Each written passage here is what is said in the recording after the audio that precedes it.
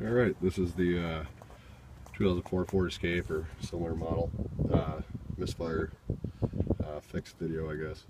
I watched a lot of videos on YouTube, and one was helpful, but only because of my own fuck up.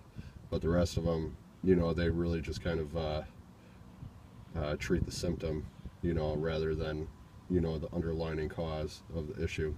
Like, they'll be like, oh, you have to replace your coil packs.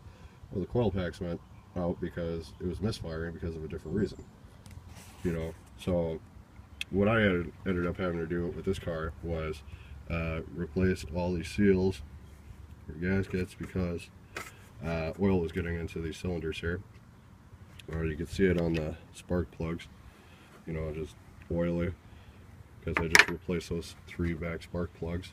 I just replaced all the coil packs, and these were a great deal too, by the way. And if I upload this video and there's a link below, then I'm impressed with the coil packs, or at least pleased with them, because all 6 of these were like 32 bucks or something like that, whereas like she bought 2 of them. Like, there's still 2 or 3 good ones in that pile, but I figured I may as well just replace them with all these. Those were $55 each, so to do all 6, $55 each, that's like over 300 bucks, right? So yeah, so that's a good deal, and I'll probably put a link underneath the video or something like that where you can find those. But yeah, so the seals, spark plugs, and the coil packs had to be changed. And this isn't very hard at all to get at. Like, I was kind of intimidated by it, but in all reality, you just unbolt these 2, and then you got to pull this off this way because that's inside of there. But these 3 tubes, this air, and then I think it was these here connect over this. So to change out the gaskets, you had to take that apart. And then, you know, there's a couple other little things, like this back here bolts onto the bolts, like these ones, but in the back of there, and same with this. But it's all pretty easy. But anyways, what you're waiting for is the fix. The fix is in the PCM.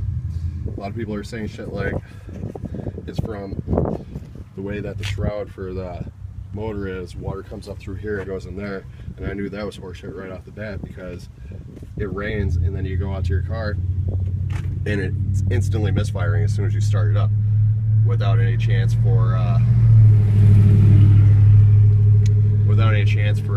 the water to get through there.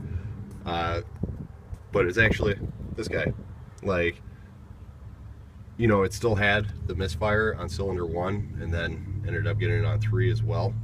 But after I put this on here, it wouldn't misfire like crazy when it rained, you know. So what I did was I just took, because I noticed that there was water in there, and I had a similar issue with a different car, not quite similar, but water getting in there. And I don't know if it's because this stuff is all busted as shit, or if maybe the drain is plugged, but these bolts are on the inside of the gasket here, so I think water is coming in through the bolts.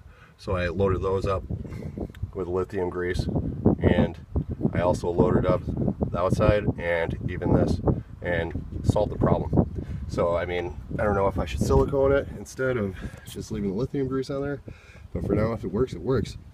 So I'm gonna get this shit all bolted back up together, and if I post this video, there were no misfires.